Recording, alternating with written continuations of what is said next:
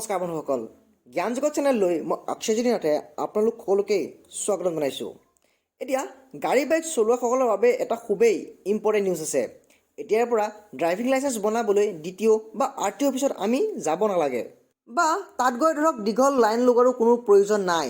এতিয়া কেন্দ্ৰীয় চৰকাৰে ড্ৰাইভিং লাইচেন্স বনোৱা নিয়মবোৰ বহুতখিনি ইজি কৰি দিছে।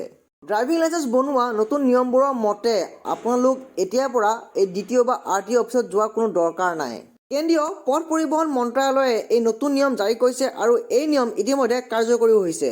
এতিয়া এই নতুন নিয়মৰ মতে আপুনি যিকোনো এখন স্বীকৃতিপ্ৰাপ্ত ড্ৰাইভিং স্কুলত নামভৰ্তি কৰিব লাগিব আৰু তাত আপুনি ড্ৰাইভিং শিকি তাৰ ড্ৰাইভিং টেষ্ট পাছ কৰিব লাগিব আৰু ইয়াৰ পিছত আপুনি সেই ড্ৰাইভিং টেষ্টটো পাছ কৰিলেই আপুনি এখন চাৰ্টিফিকেট পাব আৰু সেই চাৰ্টিফিকেটখনৰ আধাৰতে আপোনাৰ ড্ৰাইভিং লাইচেন্স বনাই দিয়া হ'ব।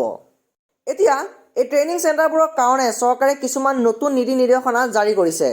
লঘু বাহন ধৰক 2 চকীয়া 3 চকীয়া বাহনৰ বাবে ট্ৰেইনিং চেণ্টাৰটো প্ৰায় 1 বিঘা মাটিকালিত থাকিব লাগিব আৰু ট্ৰেইনাৰজন কমেও হাই ছেকেণ্ডেৰী পাছ বা 12 পাছ কৰিব লাগিব আৰু কমচে কম তেওঁ প্ৰায় 5 বছৰ গাড়ী চলোৱাৰ এটা এক্সপিৰিয়েঞ্চ থাকিব লাগিব। এই ট্ৰেইনিং ছেশ্যনবোৰ সাধাৰণতে প্ৰেক্টিকেল আৰু থিয়ৰীত ভাগ কৰা হ'ব। প্ৰেক্টিকেলত সাধাৰণতে গাড়ী চলোৱা শিকোৱা হ'ব আৰু থিয়ৰীত ৰাস্তা ঘাটত থকা চিহ্নবোৰৰ বিষয়ে বুজোৱা হ'ব। এতিয়া আপোনালোকে চৰকাৰৰ এই নতুন নিয়মটোৰ বিষয়ে কি ভাবে মোক তলত কমেণ্ট কৰি জনাব নাপাহৰিব। যদি ভিডিঅ'টো চাই ভাল পালে তেনে ভিডিঅ'টো লাইক, কমেণ্ট আৰু শ্বেয়াৰ আৰু লগতে চেনেলটো ছাবস্ক্ৰাইব কৰিব নাপাহৰিব। পৰৱৰ্তী ভিডিঅ'ত লগ পোৱাৰ কাৰণে ধন্যবাদ।